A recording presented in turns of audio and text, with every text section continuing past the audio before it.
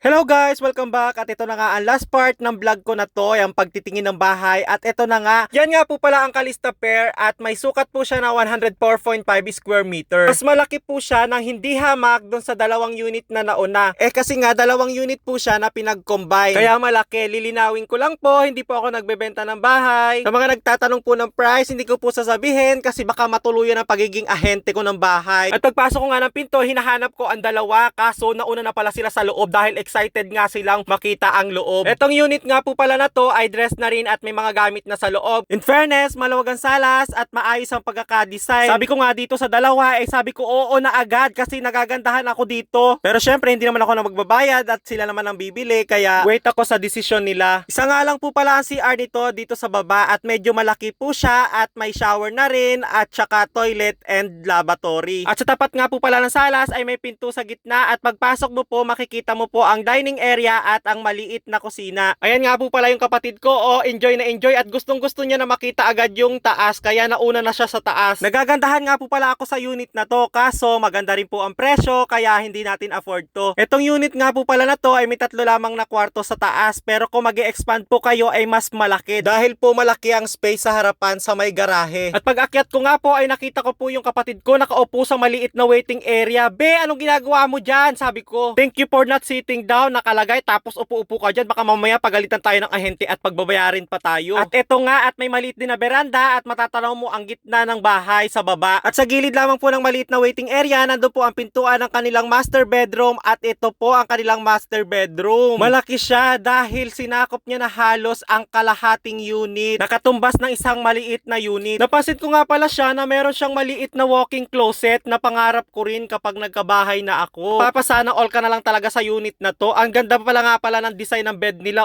pang couple. At may bintana pa siya para makita mo yung ibaba sa may tapat ng hagdanan. At sa tapat nga po pala ng pintuan ay may mini hallway para papunta naman po sa kabilang side para dun sa dalawang kwarto. At pagpasok nga ng pintuan sa unang kwarto ay makikita na rin ang isang maliit na cabinet malapit sa pintuan at meron din siyang maliit na study table or side table. Pero maliit lang po yung room niya na parang swak lang siya sa isang tao or dalawa. Pero syempre po kapag bumili na kayo ng bahay, pwede nyo pong baguhin yung loob niyan at kayo ang mag-design at kung saan nyo gustong ilagay yung kwarto or gaano kalaki. At sa kabilang side naman po, sa tapat ng kwarto ay may pinto rin para din sa isang kwarto pa. At pagpasok nga po ng kwarto ay minimal lang ang gamit at may maliit po na higaan pero malaki po yung room niya. Kaya kung kayong bibili ay pwede rin naman po palitan niya ng malaking higaan. Para po sa mga hindi nakakaalam, pag po kayo bumili ng bahay, iti-turn over po sa inyo yan na wala pang mga gamit. Kaya kayo po ang masusunod kung anong magiging hitsura ng inyong magiging loob ng bahay. So ayun na po ang kabuuang loob ng bahay at nakita na natin. Etong vlog ko nga po pala na ito ay shinare ko lang kasi gusto kong ma-inspire din kayo na sana makabili din kayo ng bahay dahil alam ko naman na lahat tayo ay may mga pangarap sa buhay. Syempre, kailangan nating mangarap kasi kung hindi naman tayo mangarap, paano natin matutupad yung mga gusto natin sa buhay? Samahan lang po talaga ng pagtsatsaga, pagtitiis sa trabaho para makaipon at mabili natin yung gusto natin. Syempre, hindi naman tayo mayaman para mabili natin ang mga gusto natin agad-agad. So, ayun lamang po at maraming salamat po sa mga nanonood. Kung hindi ka pa po nakaka-subscribe, pa-follow na lang po ako. Maraming salamat po. Bye-bye!